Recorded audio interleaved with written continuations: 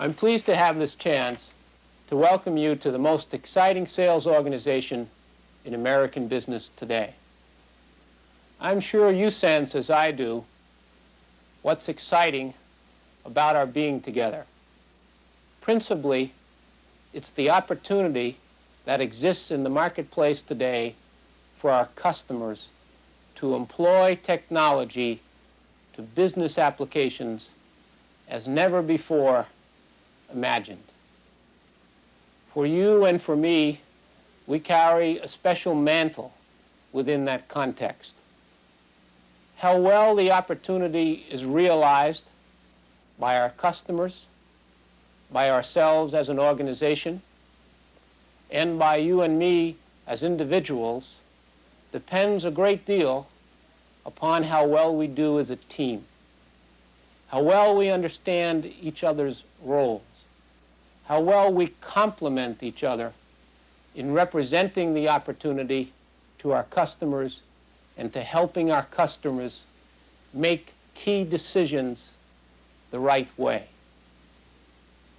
That's the added value that I believe as a sales organization we bring to the marketplace today.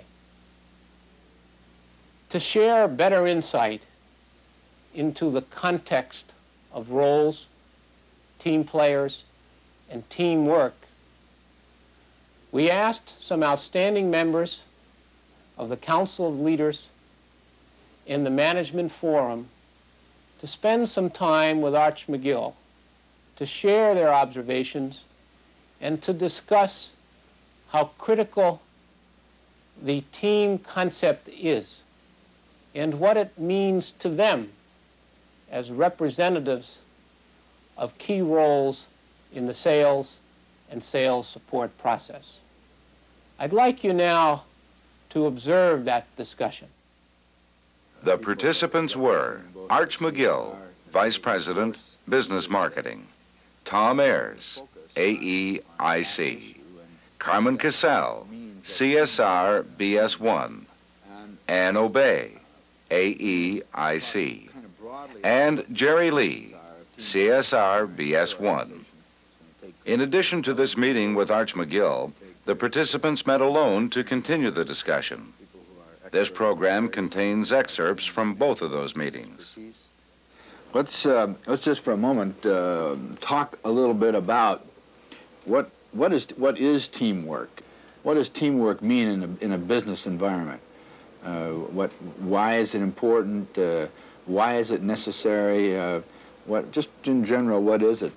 Well, I think teamwork, as I define teamwork, you have a group of individuals who have specific skills, whether it be an account team, whether it be the different departments that we're talking about, the installation people, the engineering people. They're all made up of individuals working toward a common goal.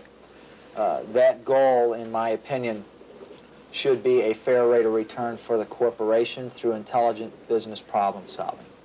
I agree. I think one of the main strengths of teamwork is the ability to have many points of view looking at a problem or looking at a concern.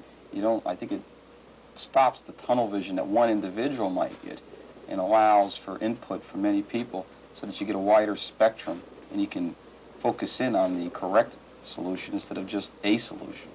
I think it's a cooperative effort as well. It's an effort geared toward a common goal that everyone had input in establishing. It's going forward together to reach a clearly defined goal. I'm curious, is teamwork something that happens because of management intervention, or is teamwork something that happens because the various participants have a similar focus? But what makes good teamwork? What are the catalytic agents to that? I think the answer to the question is the teamwork comes from individual effort, a commitment toward a given goal, whatever that goal might be. The individuals are the team in a clear assessment of strengths and weaknesses of individuals of the team. If I'm a strong presenter, Jerry is very strong in his analytical skills and say, I'm not. We maximize his skills, maximize mine. Between the two of us, we minimize those areas that we're not strong in together. That's how a good team works together. And it can start with management intervention, but it's the individuals that make up the team. I think that's really the issue that I was trying to get at. I feel that management can establish an atmosphere within which teamwork can effectively take place, but that it's really up to the individual team members, as you said, to make honest teamwork happen. I think that's all too often I feel that we miss that issue, that if teamwork isn't taking place, I think we tend to look elsewhere as opposed to within ourselves to make sure that, that teamwork is taking place, and if it's not, we have to examine ourselves as to why it is not and what actions we're taking, that should be changed. Let's take a look at the concept of the equal partnership between the CSR and the AEs now.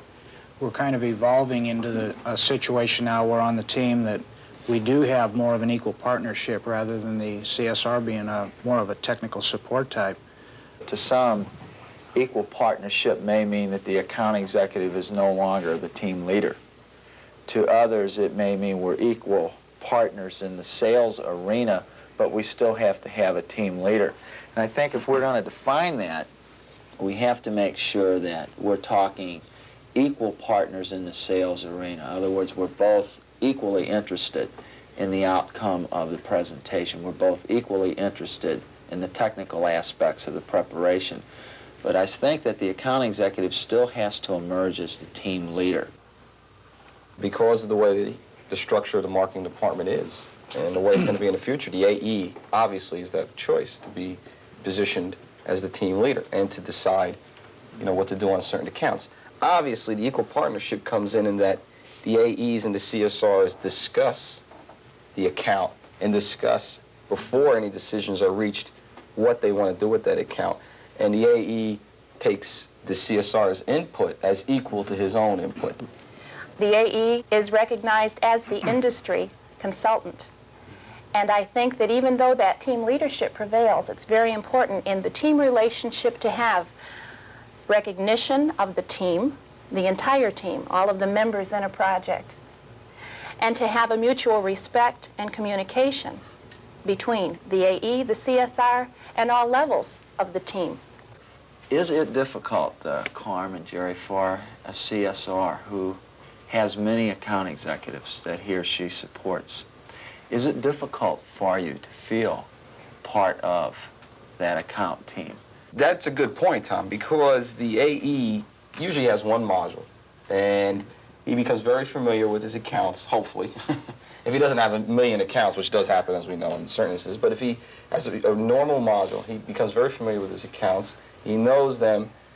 Now, the AE then has a good handle on those accounts. Now, the CSR, if he's handling many AEs, has to try and familiarize himself with many accounts, and it's more difficult, obviously.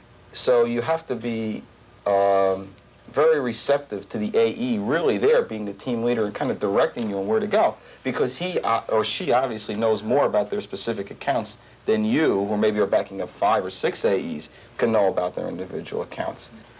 I think this is where the team leadership comes into play.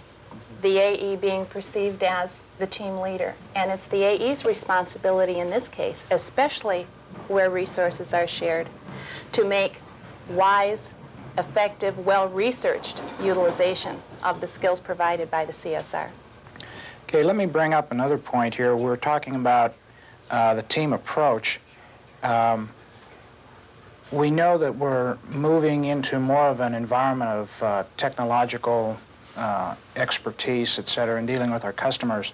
I think this has a lot to do with the CSRs having a larger role in the marketing effort rather than pure technical support, because rather than just being required on an ad hoc basis every now and then for some advice, since we're dealing with customers that are becoming very technologically advanced and a high level of expertise in their shops, especially in the data shops, that we do need more of a technical background to support those accounts. So actually what you're really saying is that the roles are becoming closer and closer together. You're going to still need certain technical wizards or whatever you want to call them that will have to be really technically oriented. But the majority of the AEs and CSRs, I think, are going to be almost combined into one group. I think that in itself will foster a close team relationship because of the understanding and the empathy for one another and for the mutual understanding about what is involved in sales and what is involved with the technical side of things.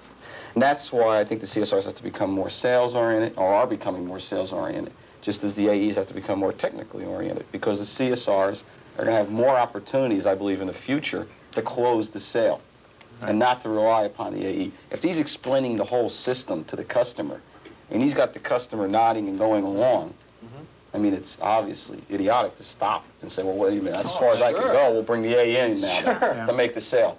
That's why I think the team has to be introduced very early on in the process. When you have preparation and positioning executed on the part of the account executive. I definitely see a migration in that direction. Like 2 years ago, when I first went into this position, I talked to the AEs a little bit, and I wasn't really involved in the planning at all. Last year, I was involved quite a bit, and already this year, we're qualifying accounts for next year on more of a team effort, where we're actually qualifying on data potential. I admit that when I first started here, I was very emphatic about declaring that I'm not a salesman. I am technical support, and I've done 180 in 2 years now.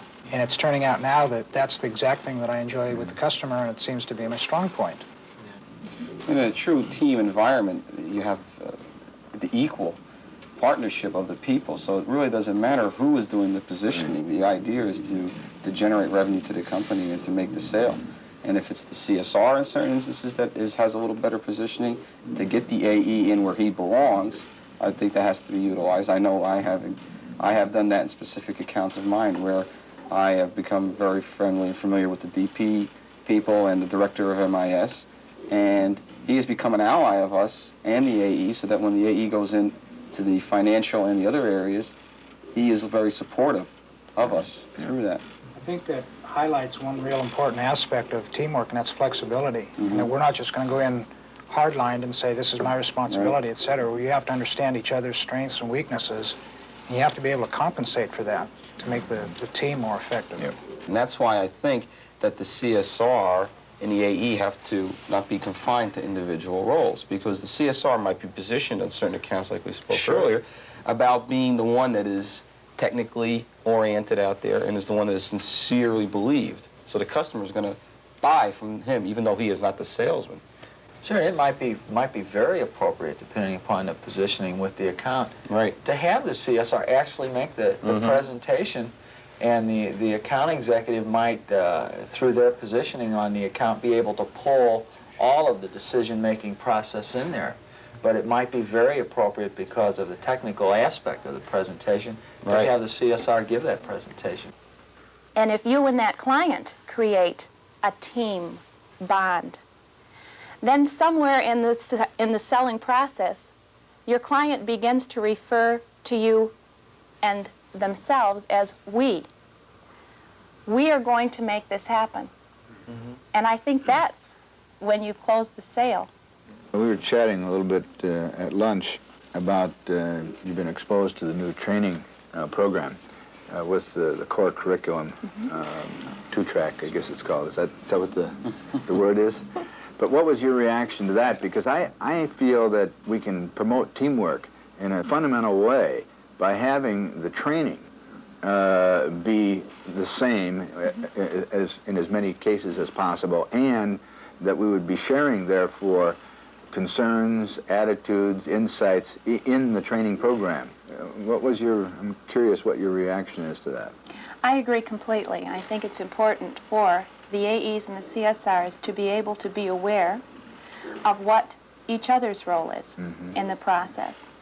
And again, as Carmen had mentioned earlier, that the AE needs to be more technically driven, and that the CSR needs to be more sales driven. And that the core curriculum of the AE and the CSR lends a perfect platform for that joining and that informing one another of what the clearly defined roles in the team are. I think that it's important for an AE to know what the products are in a technical point, from a technical point of view.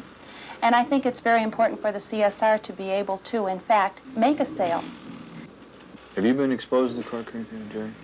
I have heard of the basic outlay of the course, and I have participated in one class so far where the AE and the CSR were in the same course, and it was very good. I really enjoyed that. It seems that it's very definite now that we're both working towards the same objectives, and that really helps the teamwork spirit. One of the things we've been trying to communicate over the last several months, maybe a little bit longer than that, is what we described as our value system. Those things that we think are fundamental towards our success. I know that the value system is absolutely crucial as it relates to the teamwork considerations, and so maybe we could talk a bit about that. Let's start off with the cornerstone of our value system, and that's the customer focus. That really our only reason for being, only reason for existing is the customer. The customer, I believe, has to perceive us as having some values. I mean, what are our values? He perceives us as being a committed to him, and in this commitment, to have a commitment of excellence, to provide him with excellent service, the best we can. Also, the commitment of the team, the perception that the team is a knowledgeable, viable item for him to use. That's what I think we have to get across to him, that we are at his disposal. We are his resource. And I think perception is the most important way of doing this. We have to be perceived as being excellent so that the customer wants to utilize us and wants to utilize our resources to help reach his goals and his objectives. My reaction to the issue of customer focus as it relates to teamwork is that if you really are customer focused in the individual members of the team, an awful lot of the things that kill teamwork, that impact negatively on teamwork, go away. Because a lot of the turf issues go away and all kinds of other things, because you all realize that there's only one reason for your being there. And that's because you're satisfying customers. Mm-hmm. And that just creates an atmosphere, an environment where teamwork has to be. And anything less than that just is unacceptable.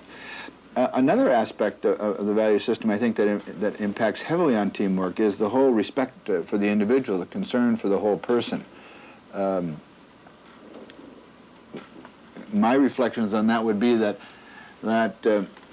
if I really care about you, then I care about giving you room to express yourself and with the customer as a person, with innovation and creativity. And that in itself has got to breed teamwork.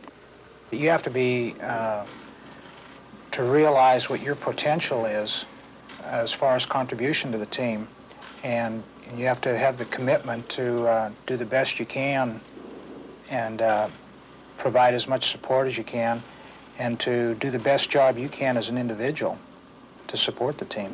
And it's based very much on mutual respect within the team, and respect for people's ideas, respect for their creativity, respect for their opinions, and that becomes part of a total solution.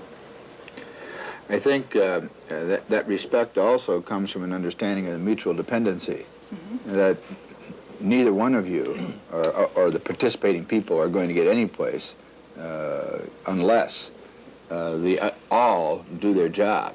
But that fundamental understanding that there's mutual interdependency is where teamwork often starts. What I feel very strongly about, though, personally, is that people buy from people. Companies don't buy from companies. People buy from people. And the biggest strength that I think we have to offer when we give a presentation to a customer is our own sincerity. There's no question that we need stated value systems in corporations. And that stated value system is hopefully what we as individuals want to aspire to as contributing members of the corporation. But the bottom line is the value system of a corporation is a summation of the values of the individuals that work for that corporation. That's where the individual's responsibility comes in, to have a clear understanding of what those values should be and aspire to those values to the very best of our ability. I think the individual also has to call upon their own initiative to seize the opportunities that Carmen spoke of, to take advantage of management's commitment to developing people, to take advantage of the opportunities made available to us through training, to become aware of all the new technological developments, and to take the initiative to become very well informed as an individual about their client. Okay, what would you think is the most important thing you would like to tell the new AEs and CSRs? Tom? The first year or so that you're with the company, whether you're an AE or a CSR, you go through a great deal of formal training, whether it be at the branch office location or at the National Sales School or Regional Training Center or wherever. That training process reaches a crescendo, and you get to the point where you have the majority of the training that you're going to have after a year, year and a half to 2 years. But what is important, and I think what we miss too often, is that because an individual is fully trained, whether it be a certified account executive or a fully knowledgeable CSR, because an individual is fully trained does not mean that we're fully developed. Development is a continuing process over the years. And true, we want people to hit the streets running, so to speak, but the individual must stay in touch with the fact that they must continue to develop, to continue to grow as individuals over the years. And it doesn't matter whether you're starting out, like say, no experience in a new job, or whether you've got 15 years coming in with a new company or whatever, you're still starting fresh. And you've really got to assess where you're at, where you want to get to, and determine, what path you want to take, and then have that self-conviction or that commitment to do it and pursue it. It's obvious that if you're going to have teamwork, you got to work at it. Right. I mean, that's about as simple as that. And it takes everybody. It takes each member of the team being enthusiastic, energetic. It takes people individually being creative, being fun to be with. Teamwork is not something that happens. Teamwork is something that is made to happen, is fostered, is encouraged, is nurtured. And that's really the key to teamwork. Teamwork is hard work. You will, in fact, share together a curriculum especially designed to help us understand our roles as CSRs and AEs and how they work together, how they interrelate in the selling process to serve the interests of our customers. The experience should achieve a number of things for you. First, it should be educational. It should help you understand your role and how to perform your responsibilities. Secondly, it should be rewarding in that your interactions with your peers and your instructors should enhance your classroom environment. You should begin to realize your expectations in terms of the career that you've selected. Thirdly, it should be challenging. It should be demanding. You'll have to make the investment personally to enjoy ultimately all that we believe the curriculum has to offer. And finally, it should prepare you to return to your respective responsibilities and to recognize that the organization is committed to supporting you, that your development will continue, and that your IMs, SMs, and MMs will play a major role in helping you realize your expectations and in helping you grow as professionals in the sales team process. Good luck and good selling.